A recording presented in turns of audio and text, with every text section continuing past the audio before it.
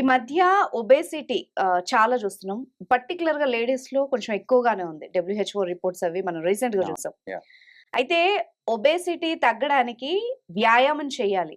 But ఫర్దర్‌గా ఎలాంటి body pains కానీ యూజువల్‌గా మనం చూస్తుంటాం. మోకాళ్ళ నొప్పులు, నడుము నొప్పి ఏదో ఒకటి వస్తూ ఉంటాయి. అవును. సో, అవేమీ రాకుండా ఒక ఫిజియోథెరపిస్ట్‌గా ఎలాంటి ఇష్యూస్ రాకుండా మంచి వ్యాయామ పద్ధతులు ఏమన్నా ఉంటాయా చెప్పగలరా? యాహ్! డెఫినెట్‌గా అండి. హ్మ్. సో, యాక్చువల్‌గా ఈ ఒబెసిటీ అనేది యాక్చువల్లీ వెరీ హాట్ టాపిక్ అయిపోయిందండి ఇప్పుడు. అవును. సో, యాస్ మీరు చెప్పినట్టుగా లాస్ట్ టైమ్ చెప్పినట్టుగా డబ్ల్యూహెచ్ఓ ఏదైతే మనకి ఒక సర్వే రిపోర్ట్ ఇచ్చిందో, హ్మ్.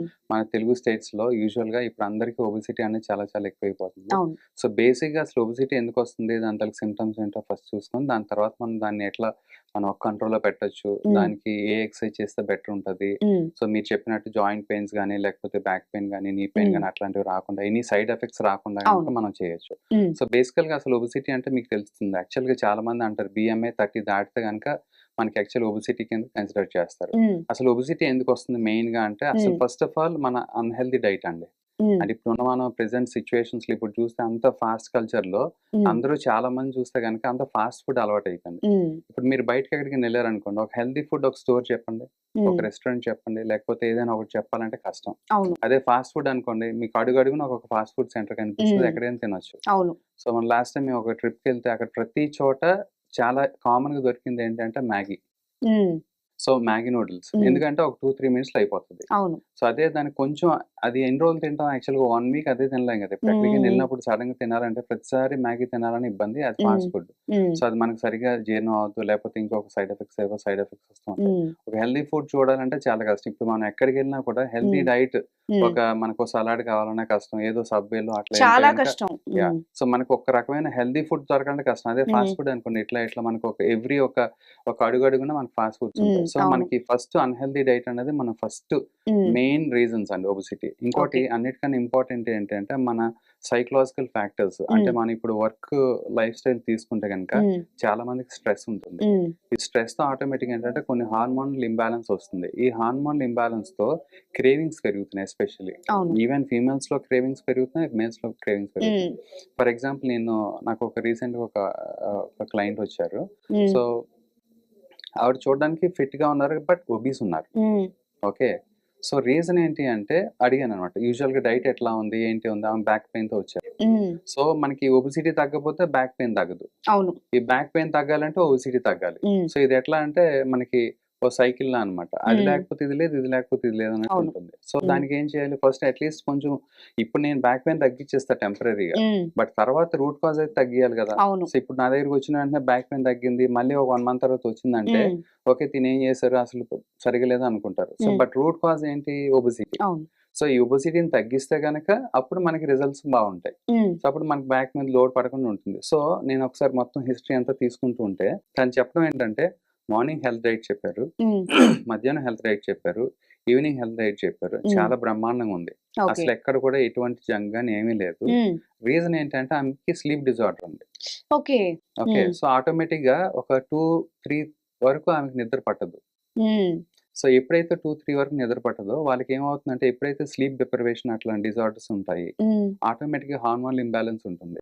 ఓకే. హార్మోనల్ ఇంబాలెన్స్ వలన వాళ్ళకి క్రేవింగ్స్ ఉంటాయి. అంటే హ్మ్. Midnight cravings. హ్మ్. ఎస్పెషల్లీ స్వీట్స్, చాక్లేట్స్ అట్లాంటివి తినాలని క్రేవింగ్స్ ఉంటాయి. ఓకే. సో, అప్పుడేం చేసేవాళ్ళు ఈవిడ ఫ్రిడ్జ్‌లో కంపల్సరీ చూస్తే ఒక కేజీ స్వీట్స్, హ్మ్. డిఫరెంట్ డిఫరెంట్ చాక్లేట్స్ ఉంటాయి. హ్మ్. సో, ఫ్రిడ్జ్‌లోకెళ్ళడం, ఓపెన్ చేయడం ఫ్రిడ్జ్ ఓపెన్ చేసి చాక్లేట్ 12:00, హ్మ్. 1:00 లేకపోతే ఏదైనా స్వీట్ తినడం. హ్మ్. ఇప్పుడు మార్నింగ్ చేసిన డైట్ అంతా ఏమైంది? మొత్తం పోయినట్టేగా? పోయింది. అవును. సో, ఆటోమేటిక్‌గా నైట్ ఏదైతే తింటున్నారో అది ఇంక హ్మ్. Full calories.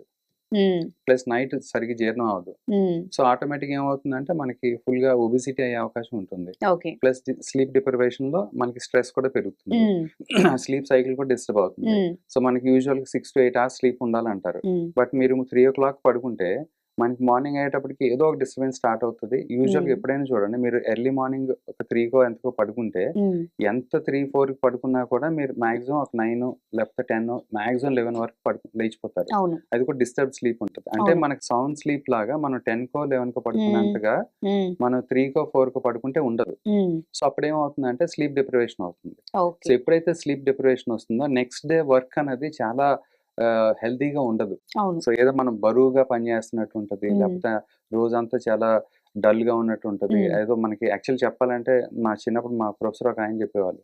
Sleep deprivation is nothing but you are drinking 2 to 3 bottles of full alcohol అని. ఓకే. అంటే అంత బ్రెయిన్ పనిచేయదనమాట. అంత యాక్టివ్‌గా ఉండదు. సో ఎప్పుడైతే యాక్టివ్‌గా ఉండదో మనకి పొద్దున్న నుంచి సాయంకాలం వరకు యాక్టివ్‌గా ఉండదు గదా! ఆటోమేటిక్‌గా బేసల్ మెటబాలిక్ రేట్ కూడా మారిపోతుంది. ఈ స్లీప్ డిప్రివేషన్ గాని, ఈ ఒబెసిటీ గాని అన్నీ తీరా ఓకే. చూసుకుంటే. సో దీనికి అంతటికి రీజన్ ఏంటి? Unhealthy food. సో ఈ అన్‌హెల్తీ ఫుడ్‌లో చాలా వరకు మనకి ఒబెసిటీ పెంచే హార్మోన్స్ ఇప్పుడు మిల్క్ తీసుకోండి. అసలెక్కడ మనకి ఆర్గానిక్ మిల్క్ దొరుకుతుందో తెలీదు. అవును. సో అన్నిటికి వాళ్ళు స్టెరాయిడ్స్ అని ఏస్తున్నారు. ఇప్పుడు మన చికెన్ తీసుకొని అన్నిటికి స్టెరాయిడ్స్ ఏస్తున్నారు. మీరు చాలా మంది చెప్తా ఉంటారు. చాలా మంది ఛానెల్స్ కూడా చెప్తున్నారు. మనకి చికెన్ బయట తినొద్దు. లేపోతే ఈ మిల్క్ ఎక్కువ తాగొద్దు. ఇప్పుడు ఎస్పెషల్లీ చెప్పాలంటే ఇంకో నొటేషన్ వచ్చిందేంటంటే ఇప్పుడున్న కిడ్స్‌కి మిల్క్ అసలు తాగిపియొద్దు అని. అవును. సో దానివల్ల ఏమవుతుందంటే హార్మోనల్ ప్రాబ్లమ్స్ వచ్చి తొందరగా మెచ్యురేషన్ వస్తుంది వాళ్ళకి. అవును. మీరు చూస్తే గనక అందుకే వేగాన్ అయిపోతున్నారు అందరూ. అందుకని చిన్నప్పుడు దాదాపుగా కిడ్స్ అంటే ఎస్పెషల్లీ ఫీమేల్స్ మెచ్యూరిటీ అనేది ఒక 13, 14 ఇయర్స్‌కి అవును. వచ్చేది. ఇప్పుడు 9 ఇయర్స్‌కి, 10 ఇయర్స్‌కి వచ్చేస్తుంది. సో అవును. రీజన్ ఏంటి అంటే ఈ అడల్టరేషన్ ఆఫ్ ఫుడ్ అని చెప్తున్నారు చాలా మంది. సో ఈ అన్‌హెల్తీ డైట్ చాలా ఇంపార్టెంట్ అండి. దీన్ని మనం తగ్గించుకోవాలి. At the same time stress. ఇంకోటి ఎన్విరాన్మెంటల్ ఫ్యాక్టర్స్. అంటే మన చుట్టూతా ఉండే ఫ్యాక్టర్స్ ఏవైతే ఉంటాయో అవి ఒబెసిటీ కాజ్ చేసే అవకాశాలు కూడా ఉంటాయి. ఇప్పుడు ఫర్ ఎగ్జాంపుల్ నేను సెడెంటరీ లైఫ్ స్టైల్ అంటే నా జాబ్ సెడెంటరీ అంటే ఒక చైర్‌లో కూర్చొని నేను డెస్క్‌టాప్ చేస్తున్నాను అనుకోండి. సో వాట్ ఐ డూ అదంతా సెడెంటరీ లైఫ్ స్టైల్. ఆటోమేటిక్‌గా మన work style for example maximum start అయ్యేది ఎప్పటి నుంచి మార్నింగ్ 6, 7 నుంచి స్టార్ట్ అవుతుంది. నైట్ ఒక 10 వరకు ముగుస్తుంది అనుకోండి. సో దీనిలో మాక్సిమం యాక్టివిటీ ఎక్కువ ఉండేది ఏంటి? ఎంత టైం? ఆటోమేటిక్‌గా 9 నుంచి ఈవినింగ్ 6 వరకు అవును. జనరల్‌గా. సో ఈ 9-6 వరకే మనకు సెడెంటరీ లైఫ్ స్టైల్ ఉందనుకోండి. ఆటోమేటిక్‌గా ఏమవుతుందంటే మన డైజెషన్ సిస్టమ్ కూడా స్లో అవుతుంది. ప్రతి ఒక్క మజిల్ యాక్టివిటీ స్లో అవుతుంది. ప్రతి ఒక్క జాయింట్ యాక్టివిటీ స్లో అవుతుంది.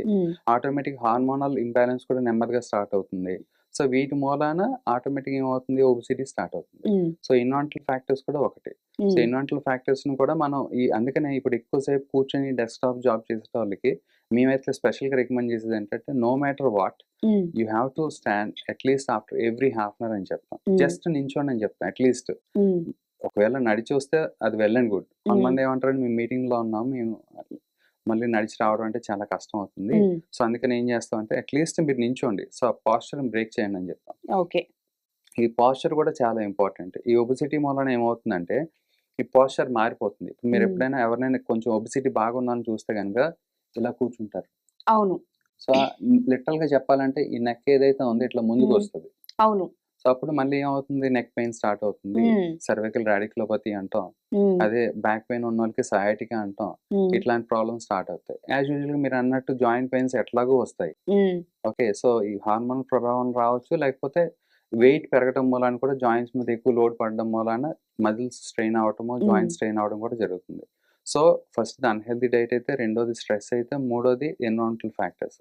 అట్ ద సేమ్ టైమ్ మనకి చాలా మందికి ఇప్పుడు మీరు చూస్తే గనక ఈ స్ట్రెస్ హార్మోన్స్ అన్నయి ఎక్కువ ఉండటం మూలాన అంటే మన స్ట్రెస్‌లో ఎక్కువ తీసుకోవటం మూలాన ఈ స్ట్రెస్ హార్మోన్స్ కూడా మన ఇన్సులిన్ మీద ఎఫెక్ట్ చేస్తాయి. ఓకే. సో ఇన్సులిన్ మీద ఎఫెక్ట్ చేస్తే ఏమవుతుందంటే గ్లూకోజ్ టాలరెన్స్ అనేది మనకి ఏదైతే గ్లూకోజ్ అరగాలో లేకపోతే కరగాలో ఆ ఇన్సులిన్ తీసుకోదు. ఎప్పుడైతే తీసుకోదో మనకి టైప్ 2 డయాబెటిస్ వచ్చే అవకాశం ఉంటుంది. సో ఈ స్ట్రెస్ ఎప్పుడైతే ఉంటుందో టైప్ 2 డయాబెటిస్ వచ్చే అవకాశం కూడా ఉంటుంది. ఎప్పుడైతే టైప్ 2 డయాబెటిస్ వస్తుందో ఆటోమేటిక్ ఒబెసిటీ కూడా పెరుగుతుంది. సో ఇది కూడా one of the reasons. So అందుకనే మనకి unhealthy diet, environmental factors, stress and plus at the same time sedentary life style ఇవన్నీ చూసుకోవడం వలన ఈ ఒబెసిటీ పెరుగుతుందండి. అవును. సో ఇవన్నీ మనం అరికట్టుకుంటే దాదాపుగా ఒబెసిటీని తగ్గించొచ్చు. ఓకే. సో ఇప్పుడు మనం సింప్టమ్స్‌కెళ్తే గనుక ఒబెసిటీతో మనకి చాలా మంది అంటారు ఒబెసిటీలో సింప్టమ్స్ ఏముంటాయా అని. సో బట్ అవును. ఒబెసిటీలో సింప్టమ్స్ డెఫినిట్‌గా ఉంటాయండి. ఫస్ట్ ఆఫ్ ఆల్ మనం ఏదైనా వర్క్ చేస్తా ఉంటే ఫెటీగ్ వచ్చేస్తది. ఏదో ఆయాస పడుతున్నట్టు ఉంటాం. బ్రెత్‌లెస్‌నెస్ ఆయాస పడతా ఉంటాం. ఇంకోటి చాలా లెథార్జీగా ఉంటది బాడీ. ఇప్పుడు ఏదైనా పని చేయాలనుకోండి అంత యాక్టివ్‌గా ఉండదు. ఇంతకుముందు ఒక 20, 30 కేజీస్ తక్కువ ఉన్నప్పుడు ముందు కంపేర్ చేస్తే ఇప్పుడు ఒక 20, 30 కిలోస్ పెరిగామనుకోండి. BMI 30 క్రాస్ అయితే గనక ఆ యాక్టివ్‌నెస్ ఉండదు ఒకటి. ఓకే. రెండోది ఏమవుతుందంటే బ్రెత్‌లెస్‌నెస్, ఫెటీగ్‌లా వస్తూ ఉంటుంది. ఇంకోటి జాయింట్ పెయిన్స్ అని వస్తా ఉంటాయి. ఊరికూరికనే ఇన్‌ఫ్లమేటరీ చేంజెస్ కూడా వస్తా ఉంటాయి. సో ఇన్‌ఫ్లమేటరీ చేంజెస్ ఎందుకు వస్తాయంటే మనకి ఎప్పుడైతే ఒబిసిటీ పెరుగుతుందో మన మన బాడీలో కొన్ని ఫ్యాట్ సెల్స్ ఉంటాయి కదా, ఎడిపోస్ టిష్యూ హ్మ్. అట్లాంటివి. హ్మ్. ఆ ఊరకనే ఇన్ఫ్లమేటరీ రెస్పాన్స్ చేసే పదార్థాన్ని వదులుతా ఉంటది బాడీలో. ఓకే. సో, అందుకని ప్రతిసారి కొంతమందికి మీరు ఎప్పుడైనా చూస్తే గనుక ఒబిసిటీ ఎక్కువ ఉన్న వాళ్ళకి జాయింట్ పెయిన్స్ ఎక్కువ రావటం, మజిల్ పెయిన్స్ ఎక్కువ రావడం చూస్తా ఉంటారు, అవును. గమనిస్తూ ఉంటారు. హ్మ్. రీజన్ ఏంటంటే ఈ ఫ్యాట్ సెల్స్ ఏవైతే ఎక్స్‌ట్రా‌గా లేయర్డ్ ఉంటాయో అవి ఏం చేస్తాయంటే కొన్ని ఇన్ఫ్లమేటరీ పదార్థాలను వదులుతా ఉంటాయి. హుహు. అప్పుడు ఆటోమేటిక్‌గా ఏమవుతుంది, మజిల్ పెయినో లేకపోతే జాయింట్ పెయిన్ అట్లాంటి ఫ్రీక్వెంట్‌గా వచ్చే అవకాశం ఉంటుంది. హ్మ్. సో, ఇట్లాగా మన సింప్టమ్స్ కూడా మనం తెలుసుకోవచ్చండి. At the same okay. Time ఏమవుతుందంటే కొంతమందికి ఒబిసిటీ మూలాన hmm. Back pain, neck hmm. Pain, joint pains కూడా వస్తూ ఉంటాయి. సో, ఈ విధంగా మనం చూసుకోవడం ఒకటి. హ్మ్. Plus at the same time ఎప్పుడైతే ఒబిసిటీ పెరుగుతుందో కొంతమందికి బ్లాక్ లైన్స్ చూస్తా ఉంటారు వెనక. అవును. నెక్‌కి లైన్స్ అవన్నీ. అండ్ దెన్ సో, ఆ లైన్స్ ఏంటి అంటే హార్మోనల్ ఇంబాలెన్స్ ఉన్నట్టు లెక్క. So, insulin okay. Type 2 diabetes వచ్చేది కూడా లెక్క. సో, హ్మ్. వీళ్ళకి ఎప్పుడైతే టైప్ 2 డయాబెటిస్ వస్తుందో ఫ్రీక్వెంట్ యూరినేషన్ అట్లాంటివి కూడా ఉంటాయి గదా! హ్మ్. అదొకటి. ఇంకోటి ఒబిసిటీలో ఏంటి అంటే ఎక్కువ ఫ్రీక్వెంట్‌గా తింటా ఉంటారు. అంటే హ్మ్. నో మ్యాటర్ వాట్ వాళ్ళకి అంటే ఇప్పుడు మనకి ఫర్ ఎగ్జాంపుల్ ఇప్పుడు నార్మల్ పర్సన్ ఉన్నారనుకోండి. హ్మ్. కొంత ఆహారం తింటే మనకు ఒక సెటైటీ వచ్చేస్తది. అమ్మ! హ్మ్. చాలా అనిపిస్తది. హ్మ్. వాళ్ళకేంటంటే ఆ సెటైటీ లెవెల్స్ సరిగ్గా ఉండవు. ఓకే. అంటే హెపజార్డ్‌గా ఉంటాయి. హ్మ్. ఇప్పుడు వాళ్ళు ఎంత తిన్నా దే కెనాట్ జడ్జ్. హుహు. అర్థమైందండి. ఇప్పుడు మనం ఒక కప్ ఆఫ్ రైస్ తీసుకుంటే నాకు ఫుల్ అయిపోతుందని నేను అనుకుంటే, హ్మ్. బట్ వాళ్ళు ఎంత తిన్నా కూడా వాళ్ళకి అర్థం కాదు. ఓకే. సో, ఆ జడ్జిమెంట్ అనేది వాళ్ళకుండదు. సో, ఇది కూడా ఒక one of the major reasons. అంటే మనం ఎక్కువ ఇంటేక్ ఆఫ్ ఫుడ్ తీసుకుంటున్నాం. అది కార్బ్స్ కావచ్చు, ప్రోటీన్ కావచ్చు, ఏదైనా కావచ్చు. హ్మ్. సో, కార్బ్స్ తీసుకుంటే ఏమవుద్ది ఆటోమేటిక్‌గా మళ్ళీ ఒబిసిటీ పెరుగుతుంది. హ్మ్. ప్రోటీన్ అంటే పర్వాలేదు అట్‌లీస్ట్. హ్మ్. సో, అది కొంచెం డైజెస్ట్ అవ్వడానికి టైం పడతది కాబట్టి కొంచెం తక్కువ కంటెంట్ తీసుకున్నాం. అదే కార్బ్స్ అనుకోండి మనం ఎక్కువ తినేస్తాం. హ్మ్. మన చిన్నప్పటి నుంచి ఆహారపు అలవాట్లు చూడొచ్చు. హ్మ్. లేకపోతే ఆ కార్బ్స్ కొంచెం డైజెషన్ కొంచెం కాంప్లెక్స్ ఉండదు కాబట్టి ఎక్కువ హ్మ్. తినేస్తాం. ఆటోమేటిక్‌గా ఒబిసిటీ కూడా పెరుగుతుంది. హ్మ్. సో, ఇవి సింప్టమ్స్ అండి. హ్మ్. సో, వీటిని ఎట్లా అరికట్టొచ్చు? హ్మ్. ఇది ఎక్సర్‌సైజ్ ద్వారా తగ్గించొచ్చా లేదా అనేది ఒక పెద్ద మిత్ అయిపోయింది అందరికి. అవును. సో, ఇప్పుడు నాకు చాలా మంది వస్తారు. కొంతమంది ఏమంటారంటే నాకు జాయింట్ పెయిన్స్ వచ్చినాయండి, మోకాళ్ళ నొప్పులొచ్చినాయి, హ్మ్. లేకపోతే లో బ్యాక్ పెయిన్ వచ్చింది, యాంకిల్ పెయిన్స్ వస్తున్నాయి. మరి ఎట్లా అండి? అంటే సరే ఇప్పుడు జనరల్‌గా ఎవరైనా కామన్‌గా ఎవరైనా ఏం చెప్తారు? ఇప్పుడు పక్కింటి వాళ్ళు కానీ, లేకపోతే ఎవరైనా హ్మ్. కామన్‌గా తెలిసినోళ్ళు లేకపోతే మెడికల్ నాలెడ్జ్ ఉన్నవాళ్ళు ఎవరైనా ఏం చెప్తారంటే, "ఏముంది వెయిట్ తగ్గితే మీకు జాయింట్ పెయిన్స్ అని తగ్గుతాయంటే" 200% తగ్గుతుంది. హ్మ్. కాకపోతే దానికో ప్రాసెస్ ఉంటుంది. హ్మ్. ఆ ప్రాసెస్ తెలియకపోవడం వల్ల ఏమవుతుందంటే, ఎవరికైతే ఒబెసిటీ ఉందో వాళ్ళు ఒకటి తగ్గకపోవడం జరుగుతుంది. హ్మ్. లేదంటే రెండోది దానికొచ్చే కాంప్లికేషన్స్ అంటే ఎట్లా జాయింట్ పెయిన్స్ గాని, లేకపోతే ఇట్లాంటివన్నీ అరికట్టలేకపోతారు. హ్మ్. సో, ఆ మధ్యలో ఉండిపోతారనమాట. హ్మ్. ఆ మధ్యలో ఉండిపోవడానికి రీజన్ ఏంటంటే గైడెన్స్ లేక. అవును. సో, ఇప్పుడు డైరెక్ట్‌గా ఒబీస్‌గా ఉన్నోళ్ళు డైరెక్ట్‌గా జిమ్‌కెళ్ళలేరు. అవును. సో, ఏమవుతుంది జిమ్‌లో ఎళ్తే గనక మీరు చూస్తే గనక ఆల్రెడీ ఎంతో కొంత జాయింట్ పెయిన్సో లేకపోతే ఏదో ఉంటే మళ్ళీ గనక పెయిన్స్ ఎక్కువవుతాయి. అది ఎగ్జాక్ట్‌లీ. మధ్యలో ఆపేసే అవకాశం అవకాశం కూడా ఉంటుంది. ఉంటాయి. హ్మ్. ఎగ్జాక్ట్‌లీ. సో, మళ్ళీ ఏం చేస్తారు మళ్ళీ స్ స్ going back to sedentary life అవును. స్టైల్. సో, ఒకటి సెడెంటరీ లైఫ్ స్టైల్ ఒకటే వచ్చేస్తుంది. హ్మ్. ఇంకోటి పెయిన్స్ ఉన్నాయని ఇంకా స్ట్రెస్ పెరుగుతా ఉంటది. ఈ హ్మ్. స్ట్రెస్ పెరగడం వల్ల ఇంకా ఫుడ్ హ్యాబిట్స్ అన్ని మారిపోతాయి. అండ్ ఫుడ్ డైట్ గాని అవన్నీ మనం ఎంత హ్మ్. తీసుకున్నా కూడా అది సరిగ్గా తీసుకోలేరు. సో, ఆటోమేటిక్‌గా ఈ ఫుడ్ క్రేవింగ్స్ నేను చెప్పినట్టు అవి కూడా హ్మ్. పెరిగిపోతాయి. సో, అందుకని ఇది ఒక రకమైన ఎక్స్‌ట్రా యాడింగ్ స్ట్రెస్. హ్మ్. నేను చేద్దాం అనుకుంటా కానీ నా బాడీ సహకరించదు. సహకరించట్ల. సో, హ్మ్. దానికి మనం ప్రాపర్ గైడెన్స్ కావాలి. హ్మ్. దీనికి మేమేం చేస్తామంటే యూజువల్‌గా ఎవరికైనా బ్యాక్ పెయిన్ గాని, లేకపోతే జాయింట్ పెయిన్స్, నీ పెయిన్స్ గాని, యాంకిల్ పెయిన్స్ వస్తే గనక హ్మ్. ఫస్ట్ ఆఫ్ ఆల్ మీకెక్కడ లాక్యునాస్ ఉన్నాయి, అంటే మనకెక్కడ ప్రాబ్లమ్స్ ఉన్నాయో ఐడెంటిఫై చేసి హ్మ్. వాటిని ఫస్ట్ పెయిన్ లేకుండా చేస్తాం. ఓకే. హ్మ్. ఆ పెయిన్ లేకుండా చేసే దానిలో మెయిన్‌గా ఏంటంటే ఫస్ట్ పెయిన్ ఉందనుకోండి, హ్మ్. పెయిన్ మేనేజ్‌మెంట్ చేస్తాం. దాని తర్వాత యూజువల్‌గా ఒబెసిటీలో ఏమవుతుందంటే మజిల్ స్ట్రెంత్ తగ్గుతుంది. హ్మ్. బేసల్ మెటబాలిక్ రేట్ తగ్గిపోతుంది. హ్మ్. ఎప్పుడైతే మజిల్ స్ట్రెంత్ తగ్గిపోతుందో వాళ్ళకి ఆస్టియోపోరోసిస్ కూడా వస్తుంది. అవును. సో, ఇవన్నీ ప్రాబ్లమ్స్ ఒక్కొక్కటి చైన్‌లా అంటే లింక్‌లా హ్మ్. అన్నమాట. సో, ఎప్పుడైతే ఇప్పుడు మీరు చాలామంది యంగ్ జనరేషన్స్ చూస్తే అరౌండ్ లైక్ 25-30 ఇయర్స్ చూస్తే, ఇప్పుడు నేను చాలామంది చూస్తున్నాను ఆస్టియోపోరోసిస్ అనేది వచ్చేస్తుంది. హ్మ్. ఆస్టియోపోరోసిస్ అనేది యూజువల్‌గా మనం ప్రీవియస్‌గా చూస్తే గనక ఒక 50 ఇయర్స్‌కో, అవును. 60 ఏజ్ ఇయర్స్‌కో వాళ్ళకి. వచ్చేది. ఇప్పుడేంటి వీళ్ళకి చిన్న దెబ్బకు కూడా విరిగే ప్రమాదం ఎక్కువగా ఉండి డెఫినెట్‌గా ఉంటుంది. భయానికి కూడా వెళ్లరు. వెళ్ళరు. వ్యాయామం చేయరు. హ్మ్. అది పెద్దవాళ్ళు. హ్మ్. బట్ ఇప్పుడు యంగ్ జనరేషన్‌లో కూడా ఆస్టియోపోరోసిస్ వచ్చేస్తుంది. హ్మ్. ఎందుకంటే బికాస్ ఆఫ్ ఒబెసిటీ. ఓకే. ఈ ఒబెసిటీ వల్ల ఏమవుతుంది? మజిల్ స్ట్రెంత్ తగ్గుతుంది. హ్మ్. ఎప్పుడైతే మజిల్ స్ట్రెంత్ తగ్గుతుందో ఆటోమేటిక్‌గా ఆస్టియోపోరోసిస్ హ్మ్. పెరుగుతుంది. సో, మనకు తెలియకుండానే ఏదో ఒక టెస్టో ఏదో ఒకటి చేసుకుంటూ ఉంటే ఆస్టియోపోరోసిస్ వస్తుంది. హ్మ్. సో, మళ్ళీ ఒక స్ట్రెస్. అరే! అవును. మళ్ళీ దీనికి ఆస్టియోపోరోసిస్ వచ్చేసింది, లేకపోతే ఆస్టియోపీనియా వచ్చేసింది. మళ్ళీ దీన్ని ఎట్లా తగ్గించాలి? లేకపోతే ఎట్లా మనం క్రమబద్ధీకరించాలి? అదొక డౌట్. హ్మ్. సో మళ్ళీ అదేం చేయాలో తెలియదు. సో అందుకని వీటన్నిటికీ బేసిక్ ప్రాసెస్ ఒకటేనండి. ఫస్ట్ పెయిన్ మేనేజ్మెంట్ తగ్గించుకోవటం, ఓకే. దాని తర్వాత మజిల్ స్ట్రెంత్ పెంచామనుకోండి, ఆటోమేటిక్గా ఏమవుతుందంటే ఆ జాయింట్ కొంచెం లోడ్ తీసుకునే కెపాసిటీ పెరుగుతుంది. ఇప్పుడు మీరు ఏదైనా నడవాలన్నా ఏదైనా చేయాలన్నా ఇప్పుడు నార్మల్ పర్సన్ తీసుకుంటే కనుక ఏదైనా యాక్టివిటీ తీసుకుంటే, ఎస్పెషల్లీ కొంతమంది నన్ను అడుగుతారు, నేను స్టెప్స్ ఎక్కొచ్చా, లేకపోతే స్టైర్ క్లైంబింగ్ చేయొచ్చా, లేకపోతే ఏమైనా ఒకవేళ జాగింగ్ చేయొచ్చా, వాకింగ్ చేయొచ్చా అని అట్లా అడుగుతూ ఉంటారు. సో ఇప్పుడు నార్మల్ వెయిట్ బిఎంఐ ఎక్కువ లేకుండా చూస్తే కనుక, నార్మల్ కరెక్ట్గా బిఎంఐ ఉంటే కనుక నడిస్తే కనుక ఒక 1 to 2 times of body weight పడుతుందండి మన బాడీ మీద, అంటే నీస్ మీద అనుకోండి ఫర్ ఎగ్జాంపుల్. అదే మెట్లు ఎక్కినప్పుడు తక్కువ పడుతుంది, 3 to 4 ఓకే. times పడుతుంది. దిగేటప్పుడు 4 to 5 times పడుతుంది. సో దిగేటప్పుడు ఎందుకు పడుతుంది అంటే మన బాడీ వెయిట్ ప్లస్ గ్రావిటీ రెండు యాడ్ అవుతాయి కాబట్టి దిగేటప్పుడు ఇంకా ఎక్కువ లోడ్ పడుతుంది నీ మీద. బట్ మనకి ఎక్కేటప్పుడు ఆయాసం వస్తుంది కాబట్టి మనం ఏమనుకుంటాం అంటే ఇది చాలా కష్టం అనుకుంటాం. బట్ వెయిట్ ప్రకారంగా జాయింట్స్ మీద లోడ్ చూసుకుంటే కనుక దిగేటప్పుడే ఎక్కువ ఉంటుంది. సో ఇది చాలా మందికి తెలియదు, అవగాహన ఉండదు. అవును. సో ఇప్పుడు వాకింగ్ అప్పుడు ఏమవుతుంది, 1 to 2 times of body weight పెరుగుతుంది. సో ఇప్పుడు అదే ఒబిసిటీ ఉన్న వాళ్ళకి ఏమవుతుంది, దాదాపుగా ఒక 2-3 times ఎక్స్ట్రా పడుతుంది. అంటే నార్మల్ వాకింగ్ కూడా వాళ్ళకి కష్టమే. అది నార్మల్ వాకింగ్ చేసినా జాయింట్ పెయిన్స్ ఎక్కువ అవుతాయి. అది వాళ్ళకి తెలియదు. సరే నేను నార్మల్ వాకింగ్ ఏదో చేశాను, దీనికే మళ్ళీ నొప్పి ఎక్కువ అయిపోయింది అని చెప్పి మళ్ళీ ఇంటికి వచ్చేస్తారు. అప్పుడు మళ్ళీ ఏమవుతుంది, మళ్ళీ సెడెంటరీ లైఫ్ స్టార్ట్ అవుతుంది.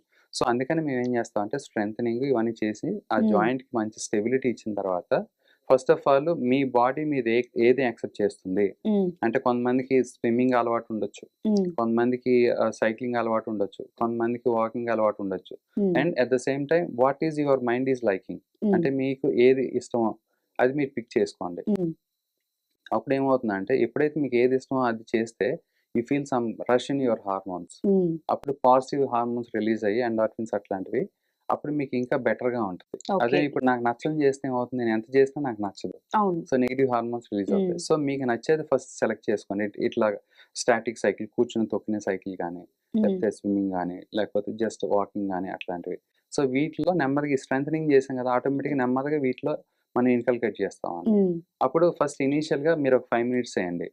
ఏమైనా ఇబ్బంది అవుతుందా, లేకపోతే జాయింట్ పెయిన్స్ పెరుగుతుందా, లేకపోతే ఆయాసం ఏమైనా వస్తుందా, ఇట్లాంటివి చెక్ చేసుకుంటాం. చెక్ చేసుకున్న తర్వాత 5 minutes బెటర్గా ఉందనుకోండి, ఒక 3-4 days అదే సేమ్ 5 minutes కంటిన్యూ చేసి దాని తర్వాత 10 minutes చేయమని చెప్తాం. సో మళ్ళీ అది ఒక 3-4 days చేసి మళ్ళీ 15 minutes చేయమని చెప్తాం. సో మళ్ళీ అట్లాగా 15 to 20-30 minutes చేసుకోమని చెప్తాము.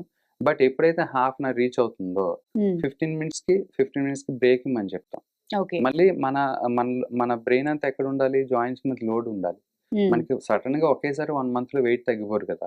సో ఎంతైనా సో అది నార్మల్ వెయిట్ వచ్చేంత వరకు ఎంత టైం పడుతుంది, దాదాపుగా ఏం లేదన్నా ఒక 4-5 నెలలు ఈజీగా పడుతుంది. అట్లీస్ట్ కొంతమంది సంవత్సరాలు కూడా పట్టిన టైం కూడా ఉంది. సో అందుకని మనం ఎప్పుడు కూడా మన అడ్వైజ్ ఇచ్చేటప్పుడు బాడీ వెయిట్ ని దృష్టిలో పెట్టుకొని మనం కొంచెం కొంచెం పెంచుకుంటూ వెళ్ళాలి. అందుకని మేము ఏం చేస్తాం అంటే every 15 minutes కి బ్రేక్ ఇచ్చి కాసేపు కూర్చొని మళ్ళీ ఒక 15 minutes మీరు వాకింగ్ కానీ, జాగింగ్ కానీ, నాట్ జాగింగ్, వాకింగ్ కానీ, స్విమ్మింగ్ కానీ, సైక్లింగ్ కానీ, స్టాటిక్ సైకిల్ కానీ ఏదైనా చేసుకోని చెప్తాం. సో ఆ విధంగా మనం జాయింట్స్ మీద లోడ్ లేకుండా, జాయింట్స్ మీద ఇన్ఫ్లమేషన్ లేకుండా, మళ్ళీ పెయిన్స్ రిక్రియేట్ చేయకుండా, పెయిన్స్ ప్రివెంట్ చేస్తూ నెమ్మదిగా యాక్టివిటీలోకి స్టార్ట్ చేస్తాం. సో దాని తర్వాత కొంచెం వెయిట్ బెటర్ అయిన తర్వాత అట్లీస్ట్ ఒక 25% or 30% వెయిట్ తగ్గిన తర్వాత జనరల్గా కొంచెం ఇంటెన్సిటీ ఆఫ్ ఎక్సర్సైజ్ పెంచుతాం. ఎప్పుడైతే ఇంటెన్సిటీ ఆఫ్ ఎక్సర్సైజ్ పెంచుతాం ఆటోమేటిక్ క్యాలరీ బర్నింగ్ ఎక్కువ పెరుగుతుంది. ఎప్పుడైతే మజిల్ స్ట్రెంథనింగ్ పెరుగుతుందో ఆటోమేటిక్గా ఆస్టియోపీనియా కానీ, ఆస్టియోపోరోసిస్ కానీ తగ్గుతుంది. సో వీటిలో ఎప్పుడైతే మనం స్ట్రెంథనింగ్ ఎక్సర్సైజ్ స్టార్ట్ చేస్తామో బేసల్ మెటబాలిక్ రేట్ కూడా పెరుగుతుంది. అంటే మనం కూర్చున్నా కూడా మన బాడీ మెటబాలిజం అనేది పెరుగుతుంది. అది ఇంతకుముందు చాలా తక్కువ ఉంది వాళ్ళకి, ఎందుకు ఒబిసిటీ మూలాన. సో ఎక్కువ పని చేయటం మూలాన ఆటోమేటిక్ బేసల్ మెటబాలిక్ రేట్ తగ్గుతుంది. ఇప్పుడు ఎప్పుడైతే వెయిట్ తగ్గుతుందో ఆటోమేటిక్ బిఎంఆర్ కూడా పెరుగుతుంది. ఎప్పుడైతే బిఎంఆర్ పెరుగుతుందో క్యాలరీ బర్నింగ్ కూడా ఎక్కువ ఉంటుంది. సో ఆటోమేటిక్ గా మీరు రెస్ట్ లో ఉన్నా కూడా క్యాలరీస్ బర్న్ అవుతూ ఉంటాయి, దట్ విల్ హెల్ప్ అనమాట. సో అందుకనే స్ట్రెంథనింగ్ ఎక్సర్సైజ్ చాలా చాలా important. At the same time aerobic exercise కూడా ఇంక్లూడ్ చేస్తాం. అంటే బోత్, అంటే strengthening exercise important, at the same time aerobic exercise కూడా ఇంపార్టెంట్. ఏరోబిక్ ఎక్సర్సైజ్ ఏంటి అంటే మెయిన్ గా క్యాలరీస్ బర్నింగ్ మీద ఉంటుంది. బట్ ఎప్పుడైతే స్ట్రెంథనింగ్ వదిలేసామో ఆటోమేటిక్ గా మజిల్ స్ట్రెంత్ మీద కాన్సన్ట్రేట్ చేయకపోతే ఒత్తి క్యాలరీ బర్న్ అయ్యి మనకి ఆస్టియోపోరోసిస్ ఏదైతే ఉందో దాన్ని మనం అడ్రస్ చేయకుండా అయిపోతుంది. సో అందుకని స్ట్రెంథనింగ్ కూడా యాడ్ చేసుకుంటే మనం ఆస్టియోపోరోసిస్ ని అడ్రస్ చేయొచ్చు, at the same time muscle strengthening చేయొచ్చు, అట్ ద సేమ్ టైం మనకి జాయింట్ స్టెబిలిటీ అన్ని పెరుగుతాయి. Plus at the same time aerobic చేస్తే క్యాలరీస్ కూడా బర్న్ అవుతాయి. ఓకే. సో ఈ రెండు కంబైన్ చేసి ఫ్యూజన్ చేస్తే మనకి బెటర్ రిజల్ట్స్ ఉంటాయి. At the same time ultimate గా నేను చెప్పినట్టు last time unhealthy food diet అన్నా కదా! దాన్ని కూడా మనం ప్రాపర్ డైట్ తీసుకోమని చెప్తాము. ఆ డైట్ తీసుకోమని చెప్పిన తర్వాత వాళ్ళు దే కెన్ ఎవరినైనా న్యూట్రిషనిస్ట్ గాని లేకపోతే ఎవరైనా వాళ్ళని అప్రోచ్ అయితే గనుక వాళ్ళు ప్రాపర్ డైట్ ఇస్తే this will add up for decreasing more obesity అన్నమాట. సో ఈ విధంగా మనం అన్ని మా తరపు నుంచి ఇట్లాంటి హెల్ప్ ఉంటుందండి. Okay doctor. ఇప్పుడు మీరు చెప్పినట్టుగా ఏదో ఒకటి చేసేయడం కాకుండా ఒక ప్రాపర్ గైడెన్స్ ఇప్పుడు మీరు ప్రాసెస్. చెప్పినట్టుగా యాహ్! ప్రాసెస్ లో వెళ్తే బెటర్ రిజల్ట్స్ ఉంటాయి. అవును. Thank you very much. Thank you అండి.